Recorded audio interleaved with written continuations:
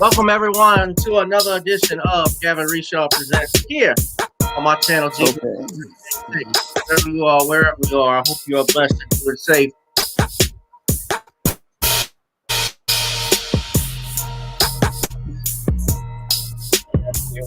As always, our brother Shawn James and Old Happy and excited to see him. He is the author of Man's Crisis as well as the John James series. And we also got brother Phelo The Great. My brother is he's a businessman. He runs Boss Radio Live.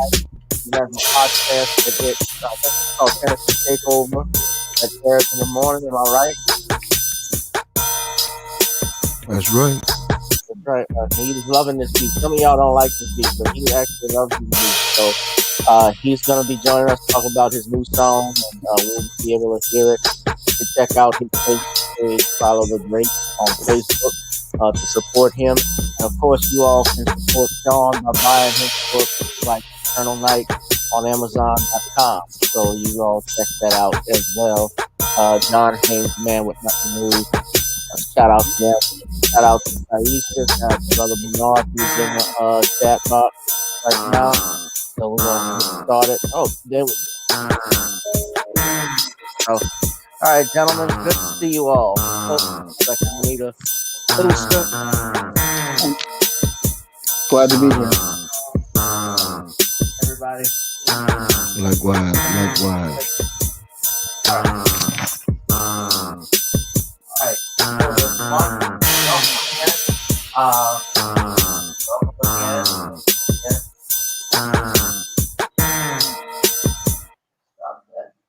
Alright. So, brothers, how y'all doing tonight? I'm good. I'm doing good. You good? All right. Shawn, you doing great? Yeah, I'm good. That's good. Well, we're gonna go ahead and get this started. First, let me start with Phelo, man. Thank you for coming on. We're waiting on your friend to come in right now with regards to the song that you have. It's called "Gone Baby Gone." Right. And Yeah, let me "Gone just Baby say, Gavin, Gone." that's Phelo. Phelo, Yeah, that's excuse me, I'm Phelo sorry. too. Phelo. Phelo the Great. No, I that's all said good, brother. Philo, my mistake. All right, Yeah, it's all good, brother. Phelo the Great. Okay, and so we're waiting on Jay Storm to come in, so he'll be here shortly. Yeah, he'll be Uh, joining. I just gave him the information, man, late. I wanted to ask you first, because I know you invited me to this platform, and I appreciate the invite. Shouts out to the lovely Valerie Denise Jones for making this happen. he's So watching too. yeah, man, when he gets in, he gets in. If not, then let's just keep it moving. All right. Well, tell us a little bit What about was how that, you Gavin? got. I said, tell us a little bit about how you got started in the music business. Well, man, probably like any other musician, man. I grew up in a family of musicians. Mother, father, aunties, cousins, everybody does something in music. So I found my niche, which was writing. My writing really came from therapy. It's always been my way of escape. I never really did music really for money or wanted to be this big time star. I always did it because it was an outlet for me to release with a pen and a pad. And as people heard what I said, they could relate to it because everything I pretty much write, man, is based on a true story. Yeah, so it comes from pain when you write songs or anything. So it's a form of therapy for you. Correct. And in the beginning, I would say pain in the beginning, but now is I don't write from a standpoint of pain. And it's funny you say that because I had a lot of pain driven songs in the beginning, but then as that changed, then I found myself really being stagnant as far as writing because I didn't have the pain to really write about anymore. So now I started tapping into other avenues. So that's what has made me who I am today. Very versatile when it comes to the music. So because I have did all types of music, all types of genres, and just been able to really express myself through music. So, the type of music that you write, though, if you had to say a genre, is it hip hop or is it a mix of hip hop and R&B or strictly? It's a mixture. It's a mixture of hip hop and R&B. Now, when I first started, it was strictly hip hop, gangster rap. Now it has evolved to more of a R&B mix with, I call it grown folks music. So if you want to classify the type of music I do now, it's grown folks music. It's made for grown folks. So that's what it is. Yeah, because I'm into that type of stuff, man. I mean, I remember I'm not, trained as a musician. A lot of people don't realize that a lot of your great songwriters are not classically trained, in playing piano or playing guitar, anything like that. I know of one songwriter, although this is old school guy. Well, old, not old school, but long time ago. Somebody like believe it or not, Jackie Gleason, who is actually a comedian. He never knew how to read or write music, but he's credited with like 250 songs or something along those lines, and made a lot of money from it. So you don't have to be classically trained to get into that business. No, not at all. Not at Uh, all. Experience is the best teacher in this business. So, this is one of the few businesses you don't have to have a degree in order to be successful or to make it. You mainly just got to have passion for what you do and study it to the fullest. And primarily, man, just go after it because a lot of people start out as musicians, Gavin, but don't right. stay there. They may become a music supervisor. They may become a manager. They may become an A&R. They may become sitting on the board, vice president at a label. So just because you start in music doesn't mean you won't have a successful career in the industry itself because this business is 90% business, 10% talent. So you have to know the business in order to succeed in this business. Has COVID-19 in any way impacted your form of writing or, um, I guess, the music industry? Because I want to ask Sean that too. Like, what has it done as far as the music business, but also even Sean, respectively, your writing business? Sean, I'll go to you with that, and then Philo, I can come back to you. Well, for my publishing business, I have gotten a lot more sales Hmm. than I usually have before. I mean, usually because of COVID-19, a lot of people are indoors, so a lot of people have nothing to do. So when they see me post books up on social media, people are willing to give them a try. And when I promote books on social media, I'm starting to see a lot more sales being picked up due to the pandemic and people being home, and I'm also starting to see myself picking up some other freelance jobs. So over the course of 2020, I picked up a editing job with a manga, and I picked up a editing job with B1 Daily. So I've picked up a lot of work, the freelance, as related because of the pandemic, I believe, that I wouldn't have gotten before. And I've also picked up a lot of sales because when people are at home, they want to escape, especially a lot of the things that are going on with the pandemic and stuff going on. And they go and pick up the books and they also watch my videos and my live streams. So it's actually led to me getting a little bump in sales.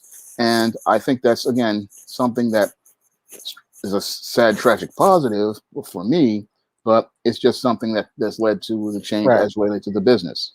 Right, because most people now they're staying at home and have nothing to do, and now a lot of people have just caught up on their reading. One thing I can tell you that people have learned from staying from home for this is that they know that their bosses could have always let them work from home when all of this stuff started. But Philo, what about you, man? Well, for me, it really has expanded. For me, I have been able to create more due to the pandemic. So I didn't wrote Hmm. like right now we in this project. Project just came out today. Gone baby gone out now. So y'all can go stream that. But it has allowed me to really tap into my creativity, to really be ahead of the curve, man, and really know where I want to go with this project. So I have not felt any effects besides I would say, man, being around people, man, not being able to do what you used to as far as going out and being around people. So outside Right. of that, as far as business wise, I have been more productive due to COVID-19, but it's been more solitary. Yeah. Yeah. How does I want to ask you this because I, as a songwriter myself, I actually have some music that's going to be dropping soon. How does for people who want to get in this industry, how does music publishing, if you have any of that idea, exactly work? Because one thing I've known, especially being that this is Black History Month, we've had a lot of songwriters, uh, musicians, and artists that, for lack of a better term, got fucked by their record companies, by their managers. Like I was talking yesterday on Valerie's show, and on Valerie's show about, for instance, the great Jackie Wilson, who wrote several songs but never got credited for it. Chuck Berry, of course, got robbed out of some royalties, and he had to sue and get his accreditation back by some other artists. How does that exactly work? As far as music publishing and securing your rights as a songwriter and a producer. Well, for me, it's all about knowledge. First of all, you got to have a pro, and if you have to register yourself with a pro, and this is a two-part question, so I'm gonna give some game right Sure. here. A pro is a performing rights organization. Just We like have ASCAP, three: ASCAP, BMI, and CSEC. BMI, and And CSAC. CSEC, yep, and CSEC is invitation. Now, publishing with the pro, you can be self-published, meaning you create your own publishing company. So you're Right, self-published when you registered with a pro. Now, right, you also can register with a publishing company. But once you register with a publishing company, then most of the publishing companies will require you to do a 50-50 split on the song. They will take it, they will shop it. Some will want you to be exclusive to them. So meaning that if you were a publishing company and Shawn was a publishing company, if I came to Shawn first, he would probably want me to sign an exclusive contract and give him opportunity to work the song. Because if I let him work the song and then go to you, let you work the song, then when it comes time, let's say both of you all get a placement for that song, now it becomes sticky when it comes down to royalties and who's getting paid. So a lot of publishing companies, when you deal with them, they want, most likely it's a 50-50 split, whatever you can negotiate, whatever leverage you can. But a lot of times it's 50-50 split. And also, they will want to be exclusive 9 times out of 10. yeah.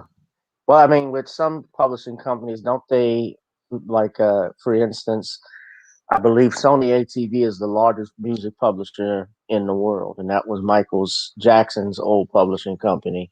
Don't When you work under a publishing company, is that a work for hire relationship with some of these companies? They have a contract like that, where, or is it that something where you retain your exclusive rights, especially as a songwriter? For instance, the songwriter still gets paid, uh, I guess, for the songs that he has contributed.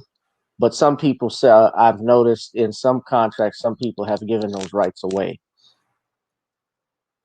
Well, you can negotiate that. That's when you deal with major labels and things like that. That's negotiable. It's your song. It depends on what you want to do.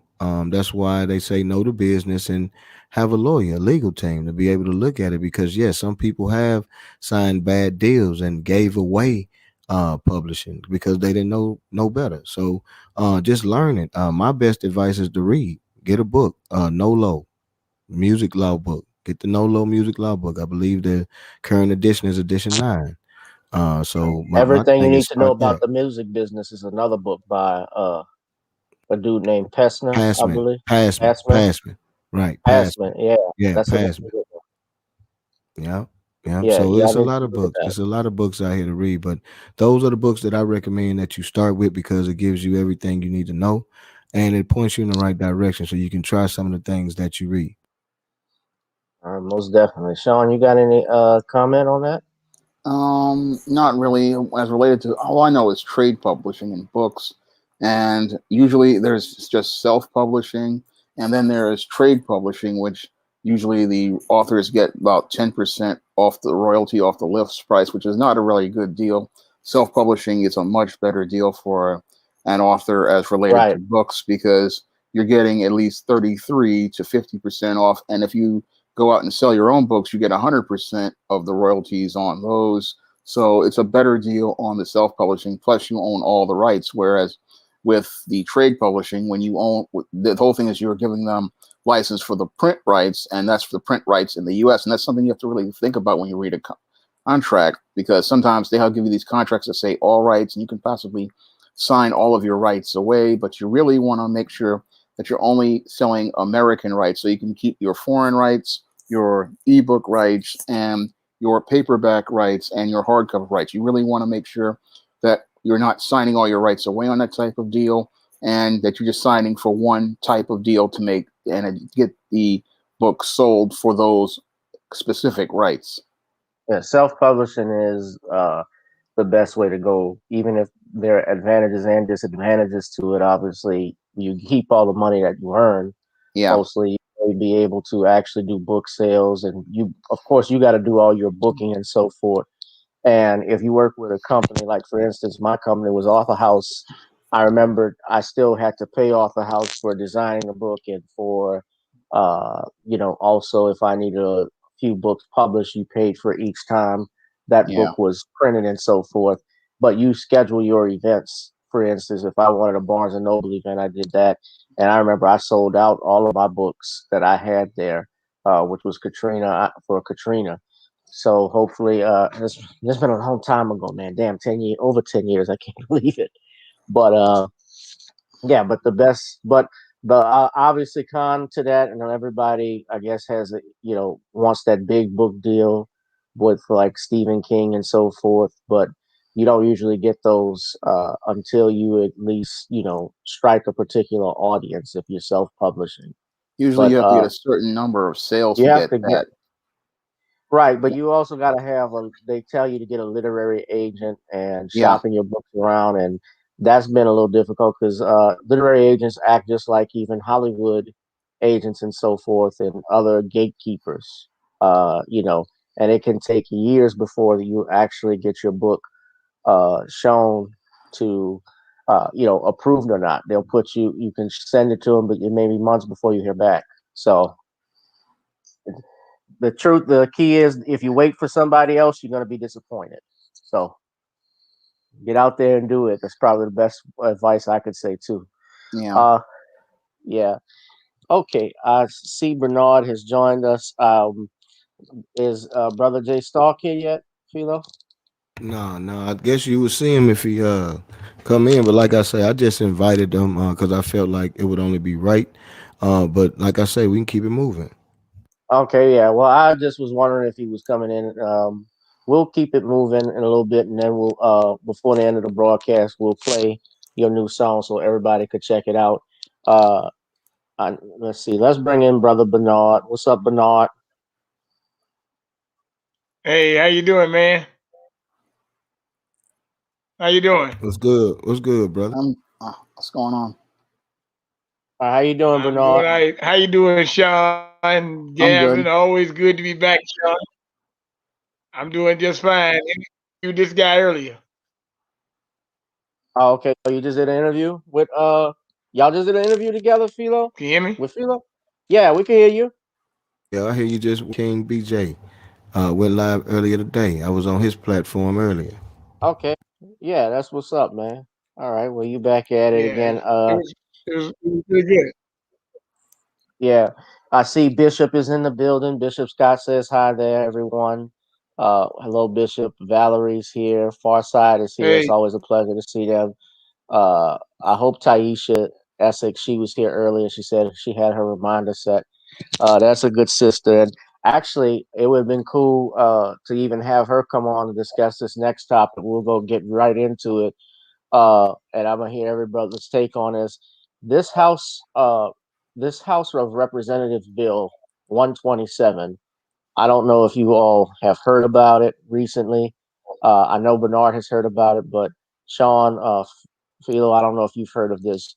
This is a bill for all of my guests that are out there. that is introduced. It was introduced by under Sheila Jackson Lee. Sheila Jackson Lee is the representative of District 18 out in Houston, which is part of Houston, Texas. And this bill is essentially it is a strong blow to the Second Amendment of the Constitution. So I'm going to put this up here so you everybody could actually see it when you look at this. Now, we talked about this, and if this was obviously under a Republican president, I wouldn't be as concerned about it, or even if the Senate was, even with the Senate being Republican, I wouldn't be concerned about it either because we know that it would have had no chance to go through. But now that the House has flipped, and of course it's 50-50, but Kamala Harris holds a swing vote, there's a strong possibility that this bill would be passed. Now, when you look at it, it was introduced on January 4th, 2021, but it had no text at that time.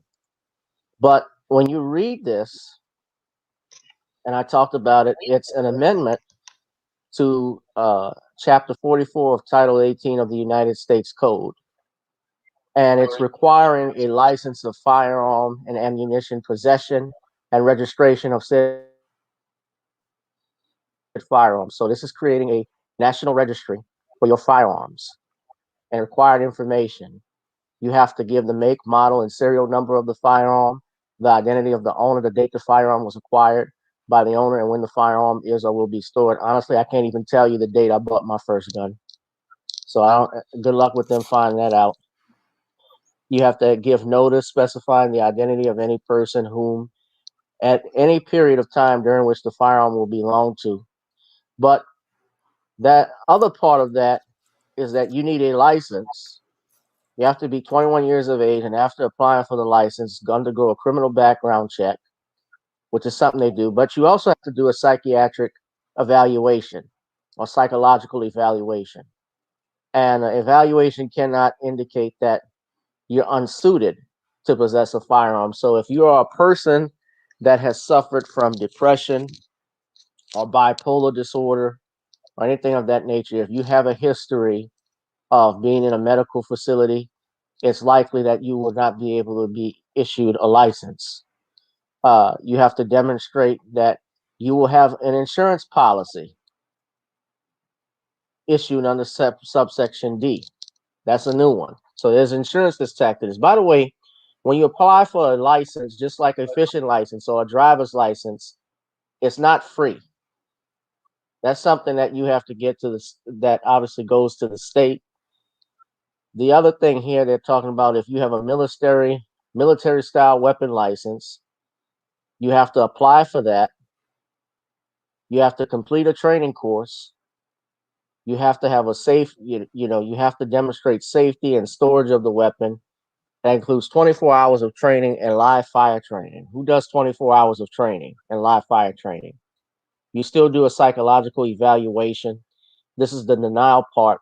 But the most dangerous part, ladies and gentlemen, is that you have to tell them exactly where your firearm is stored. I'm going to say that again. You have to tell them, and this is firearm insurance. The fee specified in that paragraph is $800. You have to pay the Attorney General of the United States $800 of this subsection of policy that insures the person against liability for losses and damages resulting from the use of any firearm by the person during a 1 year period that begins with the date the policy is issued. The term military style weapon means Narnico, Mitchell, and Poly Technologies, Anvomat, Kolosnik. I can't pronounce that. I'm sorry. Kalashnikovs. I believe I got it right. You talk about Kalishnikovs, them Kalishnikov, AK-47s. AK-47, right? Avamat Kalishnikov. Yeah, that's an AK-47. The Action Arms Israeli Military Industries Uzi and Galil. That is, of course, I know what a Uzi is. Beretta AR-70. Colt AR-15, and AR-15 stands for Armor Light. It doesn't stand for assault rifle. Uh, these are a bunch of the weapons they're talking about. A semi-automatic rifle that has an ability to accept a detachable magazine and has at least two of a folding or telescoping stock, a pistol grip that protrudes conspicuously beneath the action of the weapon, a bayonet mount, a grenade launcher, a flash suppressor, or threaded barrel designed to accommodate a flash suppressor, a semi-automatic pistol that has an ability to accept a detachable magazine and has at least two of an ammunition magazine that attaches to the pistol outside of the pistol grip, meaning an extension, a threaded barrel capable of accepting a barrel extender, flash suppressor, forward hand grip or silencer, a shroud that is attached to a partially or completely inserted. This is a lot of shit. But they also have bans on ammunitions as well. So I'm not going to say too much because I'm going to get tongue tied, but these are the penalties for violating these sections. If you all can see that. But you have to tell them where the guns are stored, where your ammunition is kept. And I have a big problem. This is the ammunition prohibition of possession of certain ammunition. Basically, a 50 caliber or greater is unlawful. It should be unlawful for any person to possess a large capacity ammunition feeding device. So if you have a drum set, let's say my AR-15 holds in a standard magazine holds 30 rounds. If I have a drum set that holds 60, that's illegal.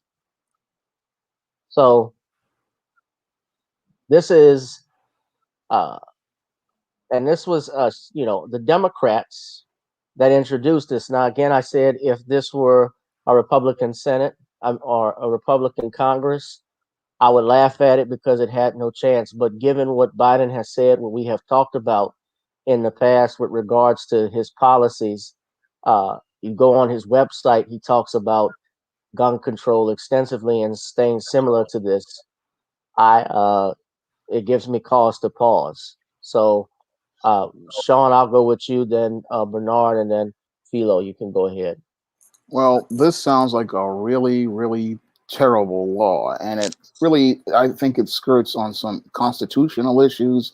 And even It if they is. pass it, I think it would get a serious challenge in the courts because you have specific terms here that are really going beyond the Second Amendment because the Second Amendment gives everybody a right to bear arms, and here you are trying to really take away people's Second Amendment rights Also, their with Fourth this Amendment law, rights too, and some of the because Fourth Amendment, because unreasonable searches. yeah, you're actually making it where the government can do unreasonable searches and even unreasonable seizures. And this whole gun control thing, it's something that hasn't worked. I mean, have these people heard of the assault weapons ban of the 1990s? I mean, we banned all those assault weapons, yet mass shootings still continue to increase over the decade. And most people they never look at the statistics as related to it, and they don't look at the core reason why we've had an increase in these mass shootings and gun violence. And it's not due to guns and ammunition. No, it is due to the rise of the single parent household here in America because 80% of the criminals here in the country are coming from these single parent homes. And most of the mass shooters were primarily members of single parent homes. I go in depth on this in my book, The Man Crisis. And most people, they're sitting there thinking, oh, if we put more gun control, it'll stop crime. But if we look at the data, it clearly shows that we had in many states where we've had strict gun control laws, like here, the state of New York, the crime rate continued to increase. And the main reason why the crime rate continued to increase was due to the increase of welfare policy and the rise of the single parent home. So this legislation is not going to decrease crime, and it's not going to really stop anybody who wants to get an illegal gun because people who want illegal guns, all they do is go to the black market and go buy their weapons. And all this is doing is making it where the black market will become more popular, just like prohibition did in the 1920s. When we banned alcohol, all that Mhm. did was lead to more people wanting to drink alcohol, and it led to an increase in crime. And this piece of legislation is fundamentally flawed. It is truly against our Constitution, and it's not going to really have much of an effect because if you look at the data, the gun control laws have been complete failures. I mean, I remember again the assault weapons ban of the 90s was supposed to stop all of this crime, yet we saw people going postal, we saw mass shootings, and we saw all of this stuff continuing to go on. And that showed us all that it really wasn't a gun control problem because even in the 20 as things have gotten worse, we've seen people go out here and they continued to buy their guns legally and they were still committing these types of mass shootings. And again, gun control, and these were in states where the gun control laws were the strictest, like Adam Lanza's state. I think it was in Rhode Island or one of it, but that state had the strictest gun control laws, and many of these states with strict gun control laws, we've still had mass shootings. And the core reason we're having them is due to a complete collapse of the family because we've had gun training in schools back in the 40s and the 50s when we had an intact family.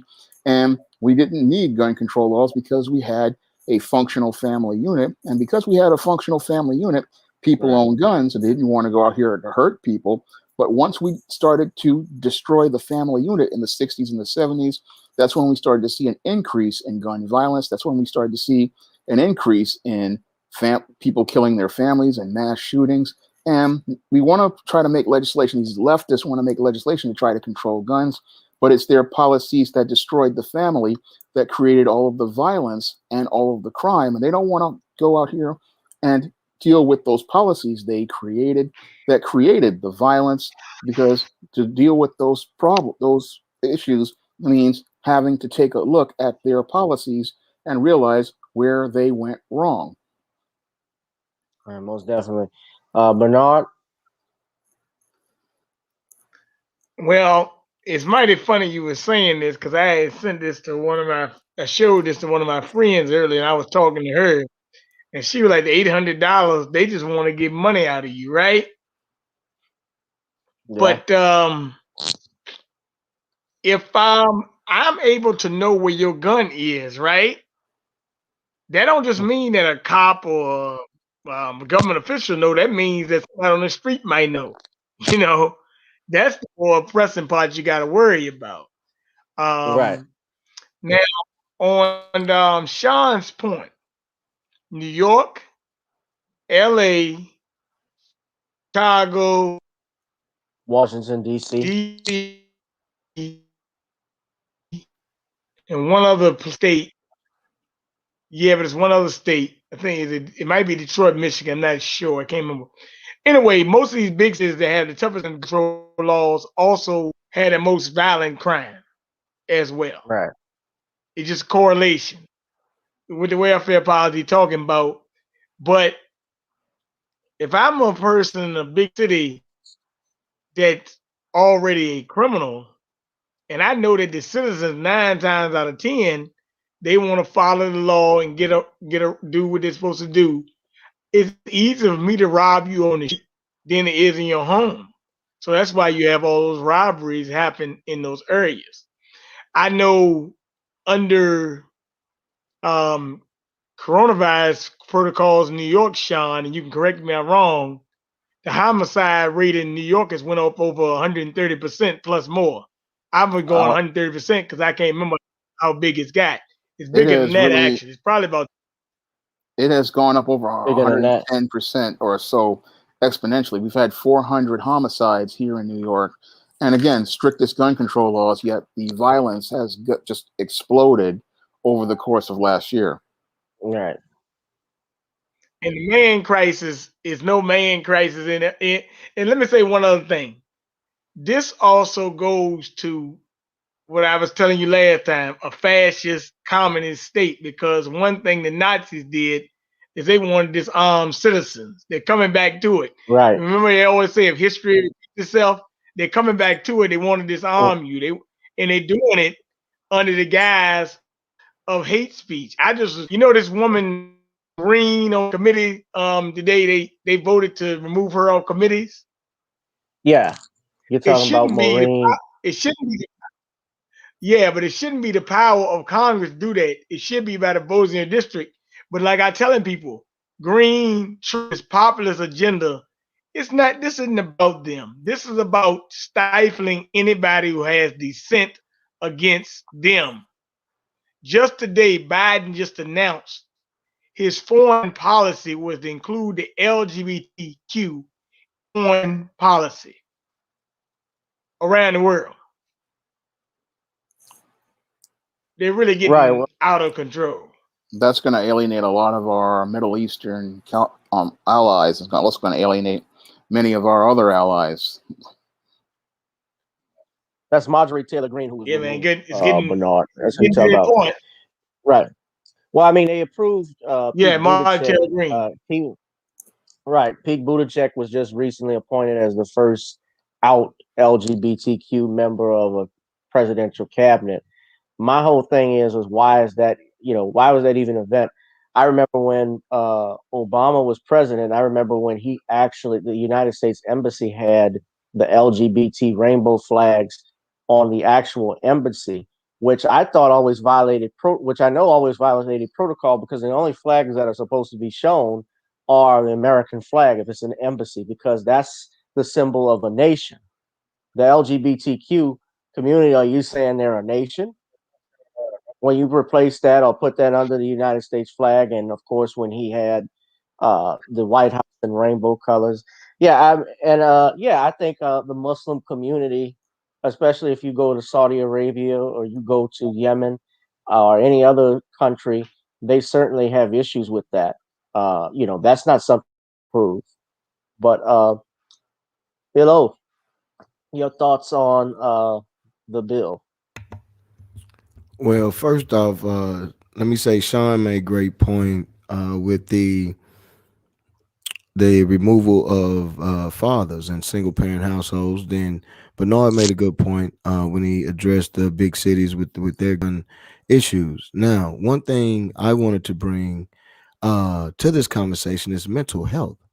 Uh, the rise of mental health. We have seen terrorists in this country, man, active shooters, and it has Hmm. been a lot of people and I know here in Nashville when we had an active shooter in the Waffle House that made national news here. So a lot of the uh I would say terrorist acts in this country lately have been to me due to mental health, and that's something we don't really talk about a lot. It is the mental health and these guys who have been diagnosed with these issues being able to carry these assault weapons and pistols and have the right to carry, but something is wrong with these guys, and it's not that we just want to single them out, but I don't feel comfortable and I don't want my rights taken away to carry and be able to protect myself because someone has been diagnosed with a mental health issue who's able to carry a gun and cannot make the proper decision with the weapon. Well, yeah, I agree that somebody who is mentally disturbed, people like that, aren't able to carry or shouldn't be able to carry weapons. But the laws that they have here, the thing is that the laws, all of us here are law-abiding citizens. So the laws that they are passing are going to affect the law-abiding citizen, not the criminal, because the criminal or is going to go get his no matter what. That's why he's a criminal. He's breaking the law. He doesn't care where it comes from. But who it hurts more are the people, the tax-paying citizens that have these weapons. Because first and foremost, why would I even begin to tell you where I store my gun in my house? What sense does that make? Let's start right there. Why is that even in this bill? Martial law.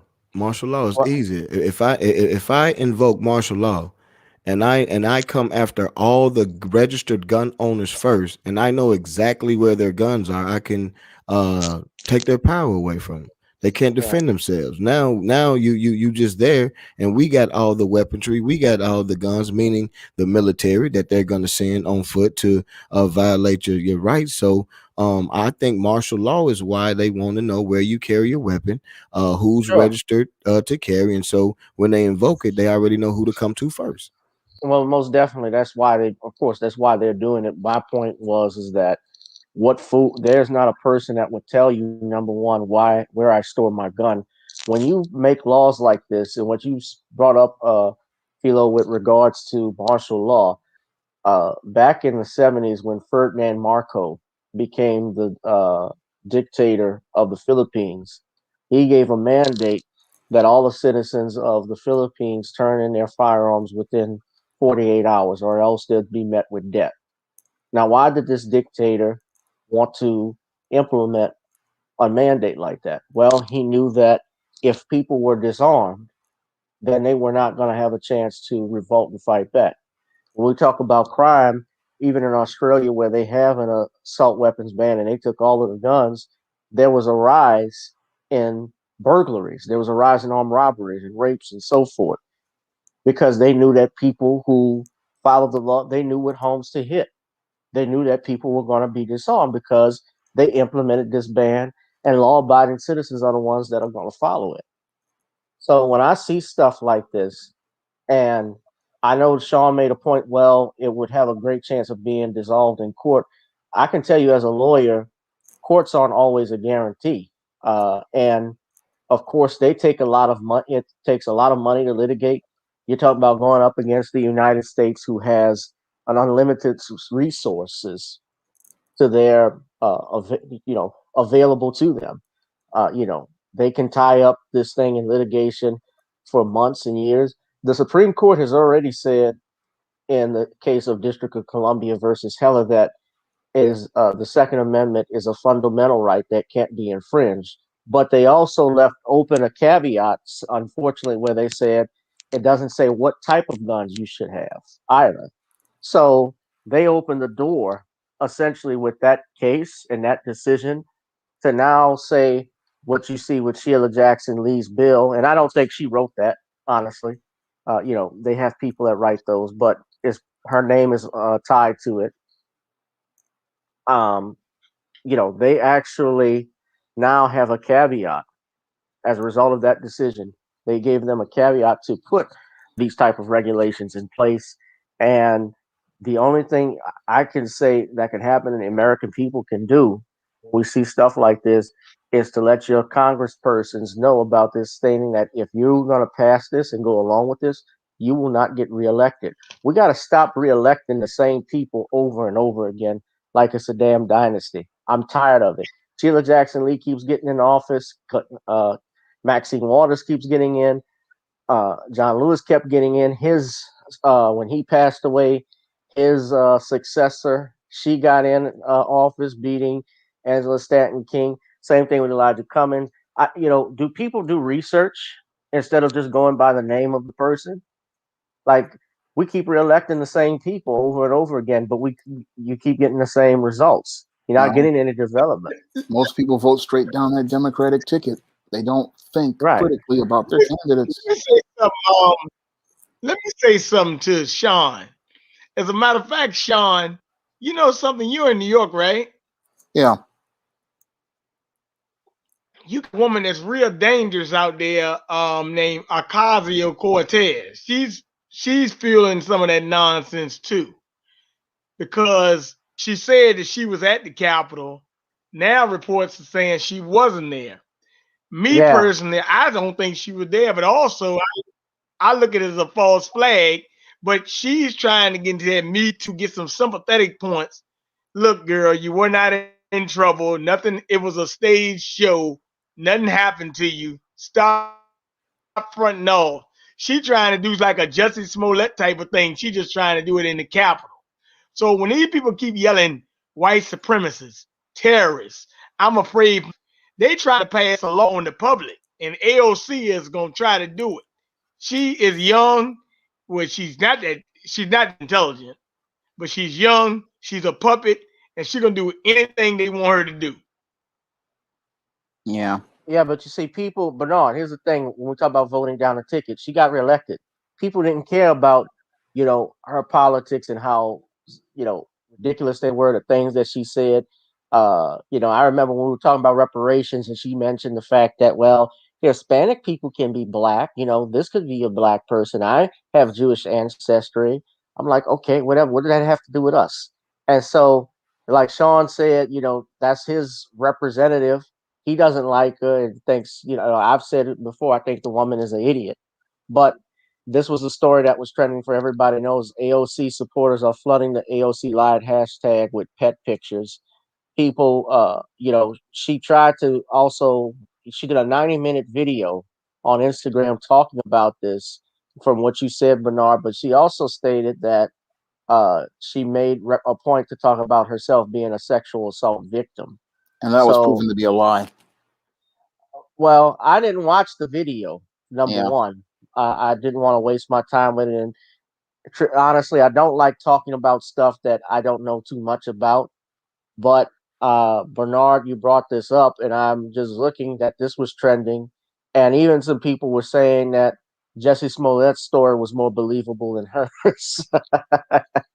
And uh, you know, but look at this: you got people that are supporting her that'll say AOC lied hashtag. Look at my cat shoes, so cute. Cat, she's so cute, and all of this stuff. And I mean, do people really care anymore? Like it's like the old bread and circuses quote from Caesar said about giving people breads and circuses, give them breads and circuses.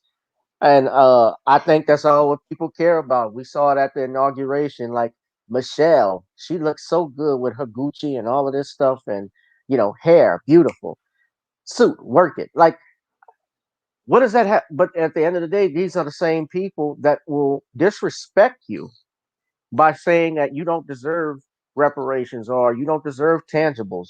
They tell you to get in the back of the bus, but they're allowing people who are not even from this country that are here illegally to get, to get first come first served basis. They're not even doing that. They're giving them reservations,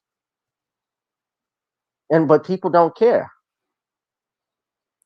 Well, that's the low IQ, low information crowd. They don't really, they take their life in America for granted, excuse me.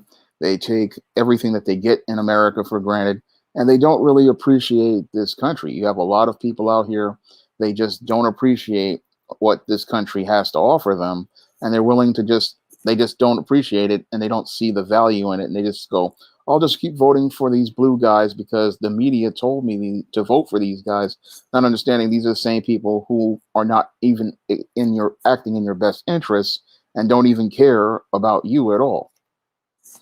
Yeah. Phelo? Yeah, I second that motion. We have to encourage our people, man, as a culture, man, to research more and not just go Democrat just because you feel like Republicans or Trump. A lot of people were Trump haters. They were anti-Trump, and they didn't really have, a lot of people I talked to didn't really have a good reason why. It was just because they feel like they need to vote Democrat. And They didn't want we, Trump. Yeah. right. And when you do your research, the Democrats are the reason for welfare system. The Democrats are the reason for mass incarceration. The Democrats are a reason for a lot of the things we as a people have suffered from due Right. to the Democrats. So when you do your homework, and I encourage you to do your homework, and like Gavin said, maybe we can start making a difference and stop putting the same people on the ballot who does not have our best interests in their favor as a people as a whole. Right. I could tell you, great point, Philo. Again, great point because I mean, look, Ted Cruz, and I can't stand him. He actually had a bill with some other Republicans suggesting term limits on Congress, on congressional members, senators, and Congress representatives. I agree with that. That's a good start. I think there should be term limits because when you get people in over and over again who don't make any changes, you're going to keep seeing benign neglect policies in place for the black community. That's what we're going to get these next 4 years with Joe Biden. I saw supposedly that Ice Cube was reported on TMZ that Biden is going to be talking with Ice Cube about the contract with Black America. That's a wait and see thing for me. I think that's going to be a nothing burger. I think talking is one thing, putting stuff in action is another. They don't need a study on reparations. They've had studies on reparations beforehand. They have had and know who Dr. Claude Anderson is because he damn near he drew up the plan. They knew him from his time working in Washington D.C. Dr. Anderson is in his 80s. He worked, and even when we talk about racist people and dealing with racists, I mean, Dr. Anderson himself said that he one of the reasons why the first black federal judge out in Florida got appointed, and that he had to work with Strom Thurmond. Strom Thurmond was a known white supremacist. He was a Dixiecrat. He was Joe Biden's mentor, one of those. See, that's another thing. I even talked this stuff with my parents, and they didn't even know all of this stuff. Like, well, I didn't see anything about him being racist with Biden. I said, well, you guys don't do research. The information is there. That's the same for others. And, I got to say this too. Our elderly, you can have respect for them, but I think they need to step aside too. They got to go somewhere because a lot of them, they're set in their old ways. And some elders are wise and good, but they got some old fools too. And I think we got a lot of old fools that are running things and are leading us right off the cliff. To make Well, to yeah, bag up it's what good you you said that, bro. Wait, yeah to Go ahead. bag up what you're saying, Gavin. I think especially with the presidency, man, it should be an age limit. That you for real, it should be an age limit as far as the presidency, because once you get up in age and you have been diagnosed with dementia and things like this, man, you're you're not unfit. right. You're totally unfit to run a country. So I agree with that. It should be a age limit in order to be commander in chief. Well, yeah, well, look, the oldest president to hold office was Donald Trump until Joe Biden. Donald Trump broke Ronald Reagan's record. And then Biden has broken both Reagan and Trump's records as the oldest president to be sworn in. Uh, Trump is still, I think he was the oldest person at that point. He was the oldest person actually sworn in when he broke Reagan's record. But I mean, I heard Reagan was falling asleep in meetings. Biden, you know, I'm pretty sure he doesn't stay up past 8 o'clock. At this point, Yeah. and dude is, and let me just say this: I don't even think, and I'm not again when I'm saying this, I'm not saying that he's anything is going to happen. This is just for legal purposes to Joe Biden. I don't want anything to happen to him, but I honestly don't think he is going to be president for a full 4 years. That's just my belief on that because this is a stressful job. You take in consideration his age, as you said, and his health. I don't know how long he would go. So I think Kamala Harris is the one that's just sitting there with she probably got her fingers crossed with all of this stuff so she could take over. And I'm not impressed with her. But if that would be the case, then this country would be ran by all women. Then, correct? Well, when you say ran by all women, you're talking how you say that. You mean from the president to the speaker of the house? From the president to the vice president. So if something was to Right. happen to Joe Biden, then Kamala Harris will move up to run. She'll be He'll be commander in chief. president. Nancy by the 25th Amendment, the order of succession. It's Nancy president. Pelosi. She'll It's become vice president. Correct? She would be vice president, and the speaker of the house. I've heard they want that to be AOC That because would be she's a younger. nightmare. That would be a nightmare. I mean, the country would be in really bad hands. Oh, you don't want your representative as speaker? She's box of rocks stupid, and Kamala Harris is box of rocks stupid, and I wouldn't want them representing the country on sensitive issues like North Korea or representing us in the case of trade with China. They have no real skills. I mean, people say Trump was bad, and yes, Donald Trump was not really qualified to handle many of those diplomatic matters, but he was more sadly had better skills than this group of idiots. I mean, this group of idiots would practically destroy the country with their incompetent leadership. And most females can't run a household. And we see that from all these single mother households and these dysfunctional males. If these females got a hold of the government, they would run it into the ground in less than 4 years. Right. Well, according to Section 2, whenever there's a vacancy in the office of the vice president, the president can nominate a vice president who takes office. So that's the way that works. But it's a foregone conclusion that I would think uh, wholeheartedly it would likely be Nancy Pelosi because she's the one, and Pelosi is 80 years old. Yes, that's right. Derek, she's 80 years old. She's 80 years old, and she just barely won her seat as Speaker of the House. She barely won that. There has actually been a fracture in the Democratic Party because you have the radicals and the moderate. And Biden is a moderate. He's a conservative moderate. Whereas, although what he has been pushing lately seems far left, but he's a moderate. He's a self-described moderate. He's a self-described Dixiecrat, where you have AOC and others who are, part of that far left, extreme left. And that extreme left would lead to the end of the Democratic Party in 2022. I think it's going to end already. What you said, Bernard?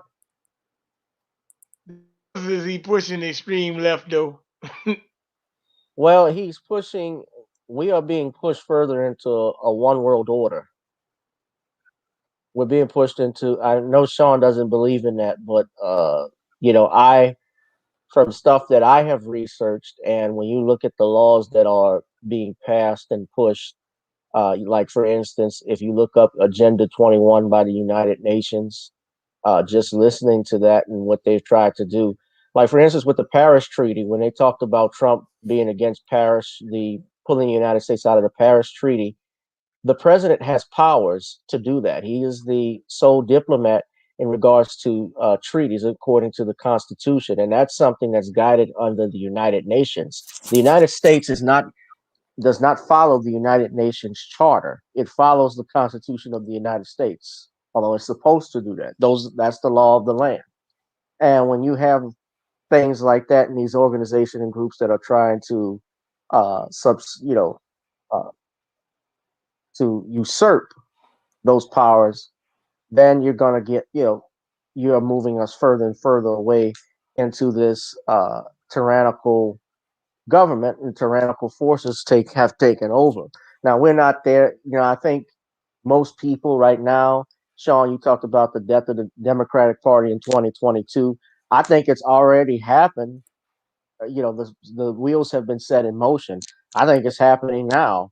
Well, we're seeing the voters' remorse because people are seeing that they're getting a raw deal with Biden, and he's not really doing what he said, and he's reneging on a lot of promises. So we're starting to see people really starting to sour on the Democratic Party.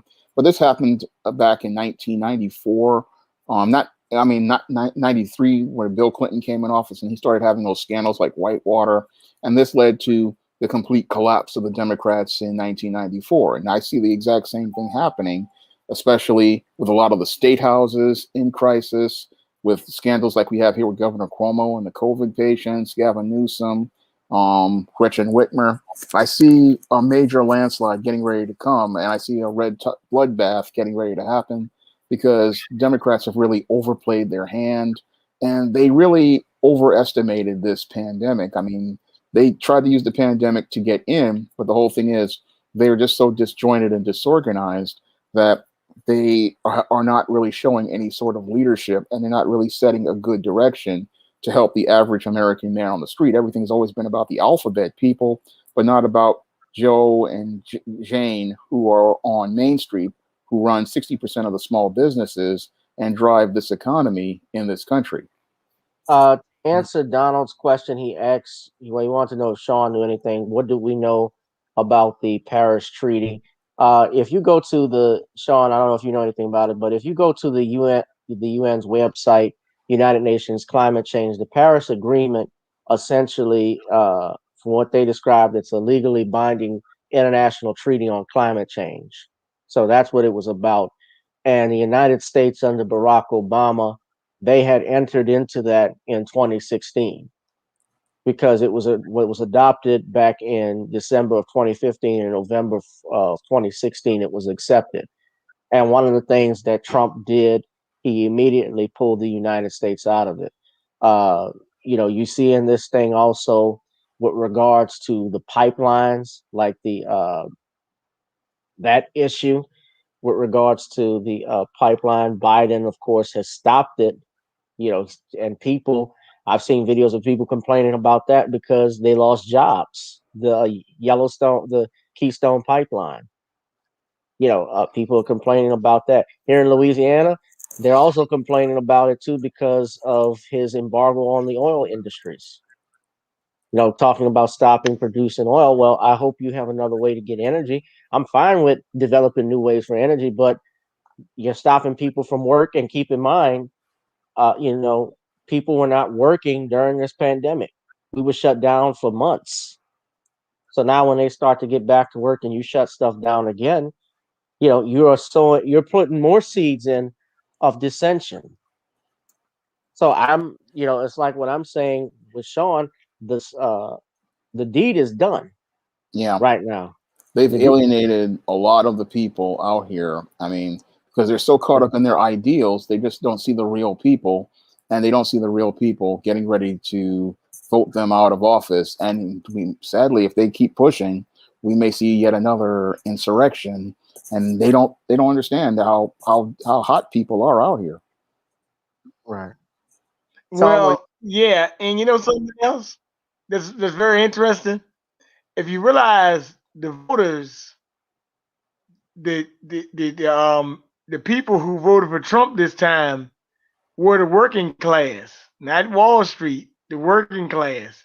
Democrats backed by Wall Street, Hollywood, and a bunch of elitist liberals and a bunch of stupid entertainers who really need to daggone get out the way and stop being sideshows, or as Gavin said, bread and circuses. Yeah. Well, let me just say this because Bishop was making clear about the 25th Amendment. Yeah, well, I had clarified that earlier, Bishop. Again, I stated that if Pelosi did become president, she gets to nominate who the vice president is. But I think there's a strong likelihood that man, I'm sorry, I said Pelosi, but I said meant Harris, Vice President Harris. I think there's a strong likelihood it would be Nancy Pelosi because she is the one running the Democratic Party. I certainly don't think, uh, I honestly don't think she would even put Stacey Abrams as vice president, or anything like that, because they want to give Stacey Abrams the Nobel Peace Prize. I believe she's been nominated. I believe Black Lives Matter has been nominated. Shawn, you've done videos about that, but I mean, do nominations and Philo, I think I gotta ask you this too with nominations, because being a musician, are you even worried about like Grammy awards and stuff like that? Because I find nominations today, especially award shows, they're all they all suck for the most. Well, well. To answer that, Gavin, awards to me doesn't say nothing but you were better than your peers throughout that period of time. But the main aspect to me is who are you touching? Who's listening to your music and what impact does it have on the world? Mhm. So to me, the awards show is not. I'm not worried about a Grammy. I'm not worried about none of the awards. That's not my aim. If I get one nominated, win one, great. But my main source with the music is to be able to change this world, man, and then somebody to be able to hold on to something that I have written and said that they can relate to, that they can use to better themselves. But as far as being worried about, do I do it for the awards? Am I worried about the award? Not at all, man. Most definitely. Same here. It would be honored if I did. I had a Grammy in my cabinet. That's fine, but I don't think about stuff like that. Like you say, if I had best spoken word, best comedy. I mean, uh, one of my favorite comedians of all time, Red Fox, never won a Grammy for a comedy album. I mean, Marvin Gaye didn't win a Grammy for uh, his work on What's Going On. and what's going on was arguably one of the greatest albums of all time. Recently I think it got, after Marvin died, they gave it like those honorary awards and so forth. But I mean, the hell with it. You gave it for him for Sexual Healing, and which was a great song. But I mean, what's going on was a masterpiece. You know, got artists like that. We don't see artists like Stevie Wonder anymore. They don't get, and Marvin Gaye, people of that caliber that really, touch the consciousness of America, and the world for that matter. Well, it's about that music was written with emotion. And Yes, anytime you write out of emotion, you are looking at music that has going to have longevity. It's going to be able to stand the test of time from decade to decade to decade, because that's one thing that doesn't change: emotions. If I leave here today, people still going to be happy, sad, up, down. It's just emotions is just a part of life. It's a part of living.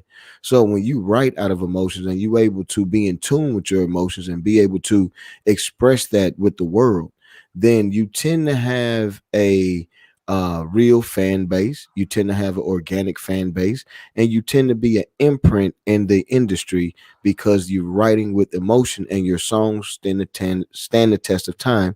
And a prime example of that to me would be Frankie Beverly Mays. Before I let go, yeah, right now, you could play that right now and people still gonna get up, and this man has not put out new music since the 70s. He's been touring off the it's the 80s. same Yeah, music, the same music, and is from generation to generation to generation, those same songs still have the same impact as right. they did when they first came out. Same thing with Earth, Wind and Fire. Like, yeah, I can play their albums at barbecue, at a barbecue. Frankie Beverly. I'm glad you brought that up because down here in Louisiana, especially New Orleans, this is like the sub hub for Frankie Beverly. Something about it.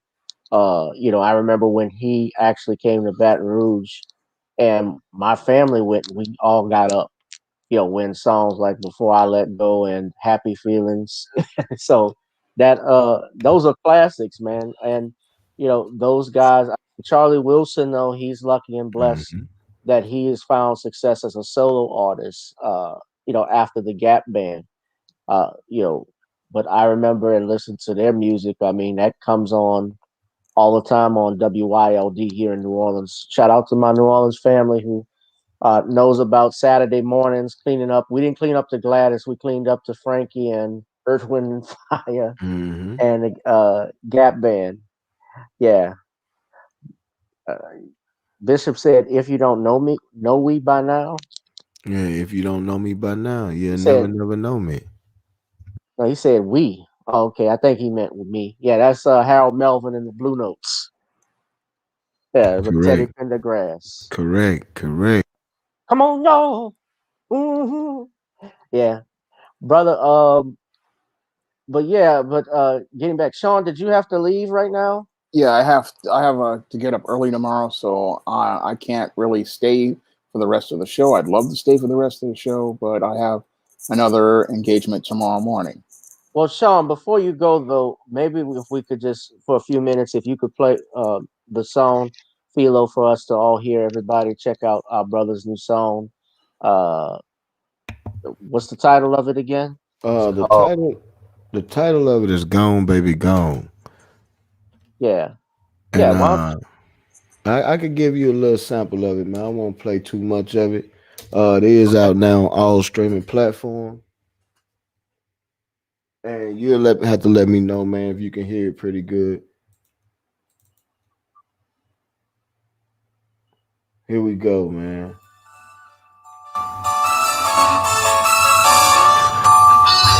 Can y'all hear that? I can hear it. Yeah, All right.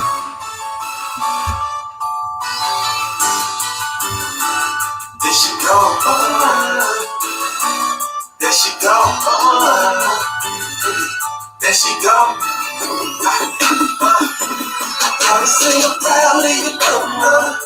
So do your thing and I'm ready to be afraid. I see you come around, even when you're trying to to the screen and came up with a win on the screen. She got it, ooh, look at it go. She got it, I'm singing that she go. She got it, she won't stop until she take it to the stars. And she's gonna let it go.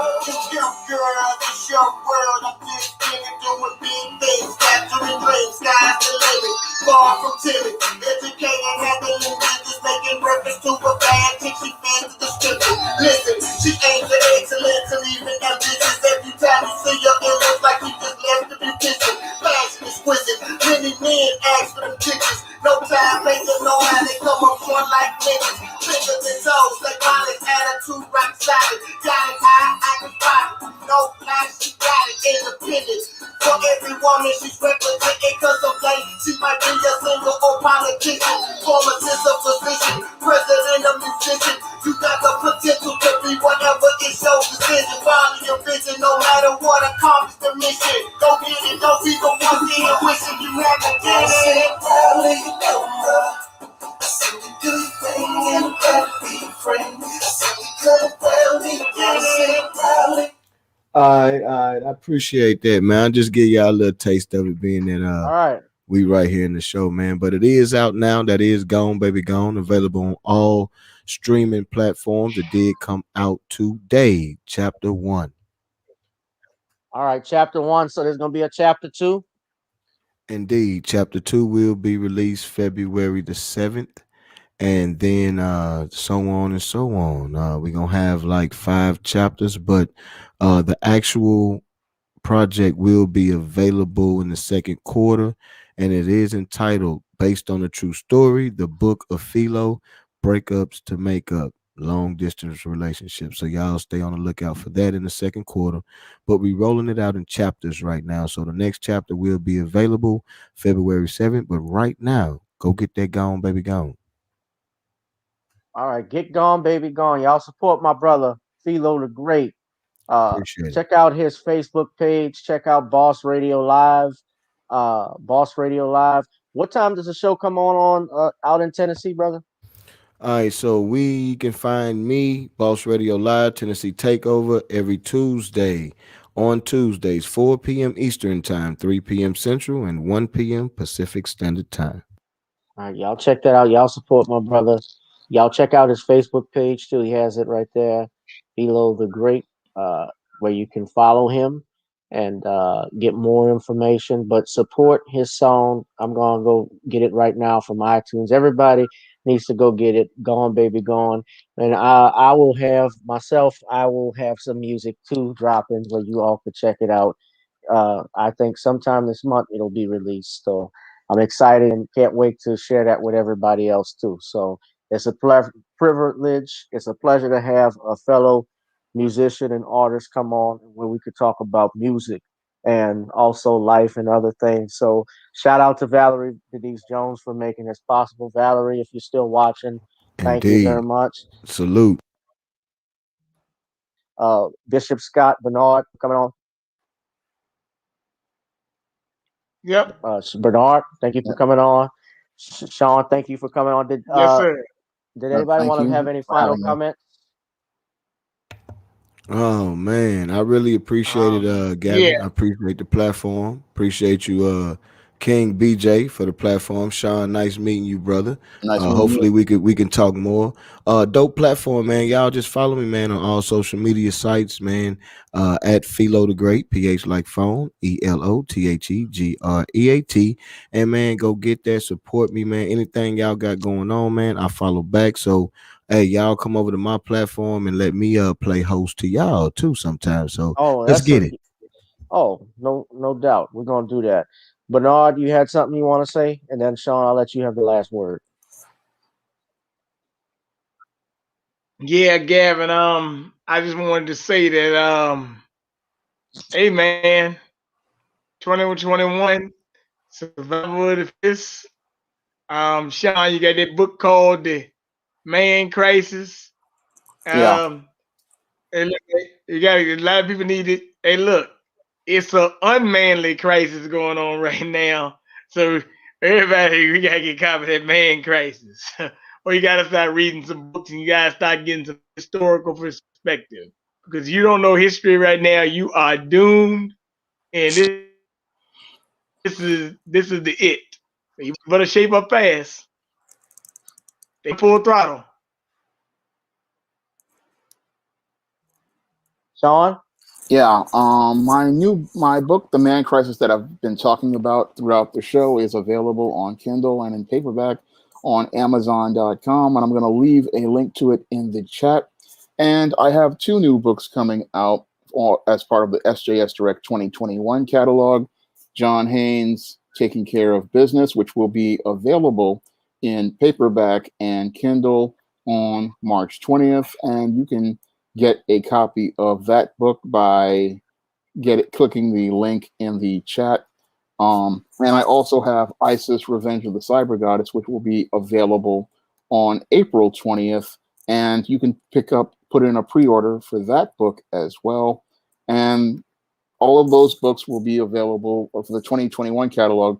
John Haynes, The Taking Care of Business, on March 20th, and Isis: Revenge of the Cyber Goddess on April 20th. So I have a lot of great books on my Amazon page. And if you want to check out all my books, you can head over to my Amazon page. I want to thank everybody for having me on this evening, and I'm hoping I can come back for another show. Oh, you're always welcome to come back for another show, man. I appreciate it. And I'm grateful for everybody that came on. Let me just say this and leave with some words, my final thoughts on Random Topic Thursdays. I've stressed this before with different people. I will stress it again. Black people, we got to start our own businesses. I have a brother here, Phelo the Great, who has started he has been doing his music. He's a music publisher, he's an artist, he's a producer. And music, and I know he can attest to it, is one of the largest exports in the United States. And we got to get back to controlling it. We got to get back to controlling things that we own. There's no reason why so many artists that we think of, like Chuck Berry, well, like for instance, Jackie Wilson in particular, I'll mention him, or even Sammy Davis Jr., how these men died penniless.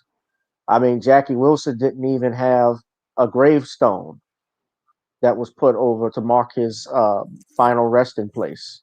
But that was because for years he got ripped off by his managers and by his accountants and so forth, but in particular, the record exec, Turnpole, we talked about. Bishop brought that up yesterday. I mean, I even looked at a documentary on that, and this guy's son was listed as a songwriter on something Jackie had written, and his son was not even born at that time. But that's the type of crooked shit that they did with a lot of black artists. Sam Cooke, a man that wanted to own his own publishing and music, and of course, he died under mysterious circumstances. We look at Otis Redding. I look at even James Brown because there are questions about him. His family have brought up questions about that. Michael Jackson and Prince and others.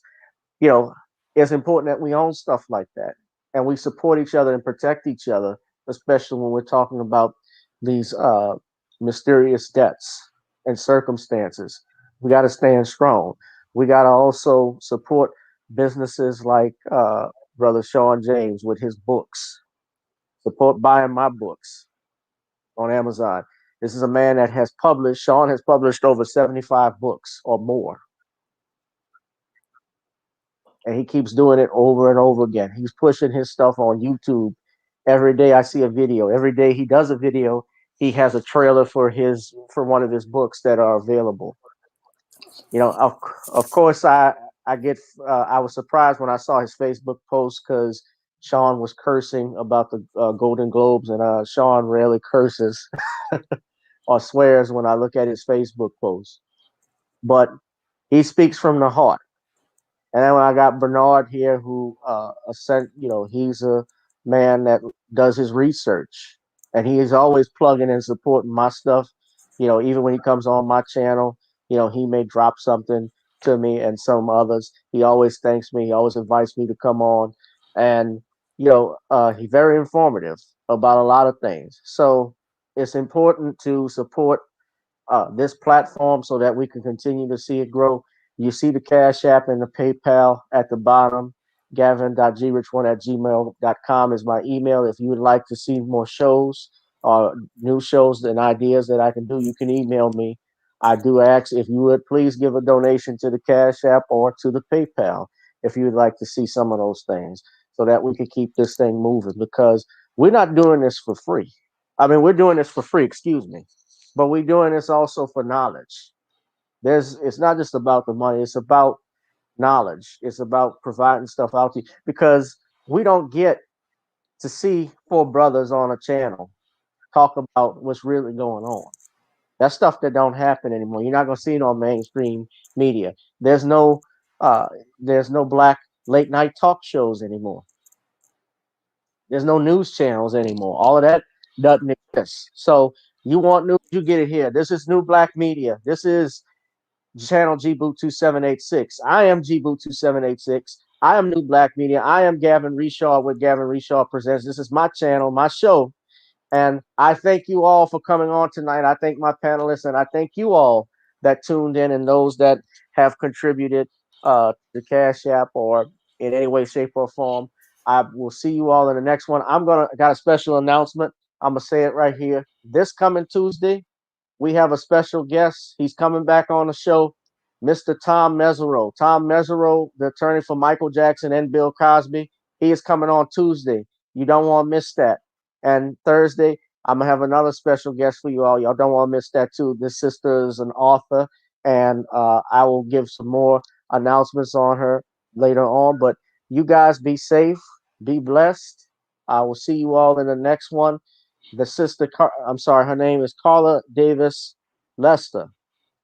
Luster. She's wrote The Woman Tell. She's gonna be coming on my channel Thursday.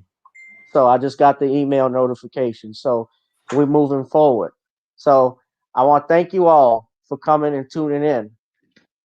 I thank you all. Keep coming back. And I will see you all Tuesday with Mr. Tom Mesereau, 7 p.m. Central Standard Time. You don't want to miss it. We're going to talk about Bill Cosby's appeal. We're going to talk about Michael Jackson. We're going to talk about some other things. You don't want to miss it. Tom's been on before, and he has a host of knowledge. So you guys be safe and be blessed. Panelists, Shawn, Phelo, Salute. Bernard, thank y'all. Thank you. All right. And I'm Gavin Hi there, Reshaw bro. with Gavin Reshaw Presents. All right. I'll see Bernard. I'll talk to you tomorrow on Valerie Denise Jones' show or the Judge Joe Brown show about House Bill 127. That's going to be a good one. So y'all don't want to miss that. All right, brothers. I'll holla. Gone. Salute. All right. Peace.